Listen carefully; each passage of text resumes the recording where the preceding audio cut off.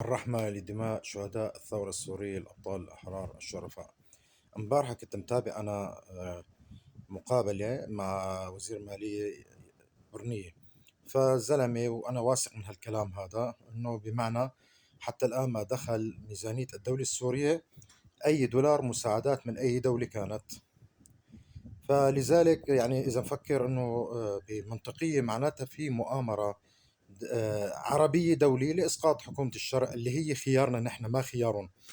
ف من هالمنطلق هذا افتتح السيد الرئيس صندوق التنمية السوري. هذا الصندوق طبعا شو هدفه؟ هدفه إعادة أعمار مساعدة العالم. فأنا هذا حديث موجه للشباب اللي بأوروبا، أصدقائي اللي بيعرفوني بعرفهم، بيعرفوا مدى مصداقية كلامي. اليوم أنتم واجب عليكم أنتم كسوريين برا يا أخي ولو دولار، تبرعنا ولو دولار. واللي بسوريا هون 5000 ليرة سوري أو 1000 ليرة سوري مريت تكسرنا. فخلينا نساعد دولتنا. نحن ما قدمنا شيء أخوتي، لا قدمنا دماء ولا دخلنا معتقلات، وأخذنا نحن التحرير على طبق من فضة. اللي دفعوا أغلى من هيك بكتير، الله يرحمهم ويتقبلهم يا رب.